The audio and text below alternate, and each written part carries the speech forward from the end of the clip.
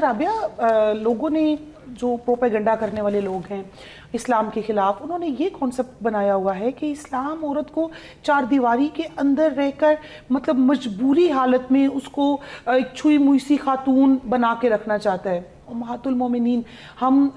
جو ہے رمضان المبارک یکم رمضان سے لے کر آج تک ہم جب ایک ایک خاتون پہ بات کرتے ہیں، ہم نے امہات المومنین کی بات کی، ہم نے اہل بیت اطہار کی خواتین کی بات کی،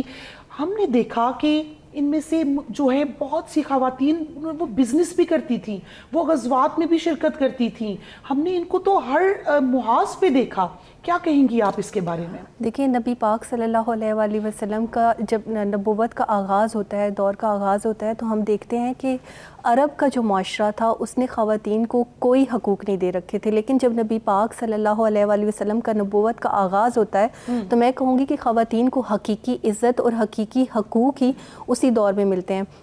سب سے پہلے ہم دیکھتے ہیں کہ حضرت خدیجہ الکبریٰ جو ہے وہ ایک بزنس کیا کرتی تھی اور ان کا بزنس بہت واسٹ تھا۔ پھر ہم مختلف امہات المومنین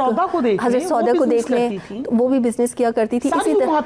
ساری کرتی تھی۔ اسی طرح اس دور میں جو صحابیات تھیں وہ عطر کا کاروبار کیا کرتی تھی، کپڑے کا کاروبار، زراعت کے شعبے سے خواتین وابستہ تھیں، جنگوں میں جاتی تھی۔ حضرت عمارہ کا ہم دیکھتے ہیں تو وہ طب میں، جراحی میں ان کو ایک ملکہ حاصل تھا۔ اسی طرح جو خواتین ہیں وہ اتنے زیادہ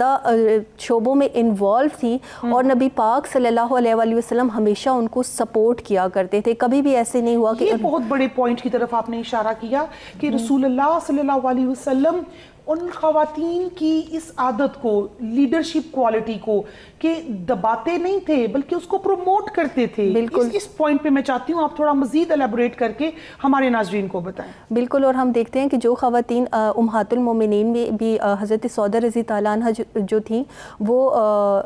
بزنس کیا کرتی تھی اور اس بزنس سے خود صدقہ اور خیرات کیا کرتی تھی، اور نبی پاک صلی اللہ علیہ وآلہ وسلم ان کو بہت زیادہ اپریشیٹ کیا کرتے تھے۔ پھر مختلف صحابیات تھیں، ان کے مختلف سیدہ جویریہ بھی جود و سخا کا بہت بڑا مرکز۔ ہاں بالکل ایسا ہی ہے، سیدہ جویریہ رضی تعالیٰ عنہ کی جود و سخا بھی ہم دیکھیں، جب سردار کی بیٹی ہیں تو سردار کی بیٹی ہونے کے ناطے بہت زیادہ وصف ان میں ایسے تھے جو باقی عام خواتین میں پائے نہیں جاتے، کیونکہ آپ دیکھتے ہیں کہ ان کی جو ایک پرورش کا ماحول ہوتا ہے وہ پورا ڈیفرنٹ ہوتا ہے، تو اس ماحول سے وہ بہت زیادہ چیزیں اخذ کر لیتی ہیں۔ پھر ہم دیکھتے ہیں کہ جتنی بھی امہات المومنین ہیں ان کا جو مشکل حالات سے مقابلہ، ہجرتیں ہیں، جنگیں ہیں، وہ اتنی زیادہ ان چیزوں میں انوالو ہیں، اور کبھی بھی نبی پاک صلی اللہ علیہ وآلہ وسلم جب اس غزوہ بنو مستلق کے لیے بھی جا رہے ہیں تو حضرت عائشہ رضی تعالیٰ عنہ اور حضرت سلمہ رضی تعالیٰ عنہ کو ساتھ لے کر جا رہے ہیں۔ تو نبی پاک صلی اللہ علیہ وآلہ وسلم نے اپنی سیرت اور کردار سے یہ درس دیا کہ عورت ایسی چیز نہیں ہے جس کو آپ گھر کی چار دیواری میں بند کریں، بلکہ عورت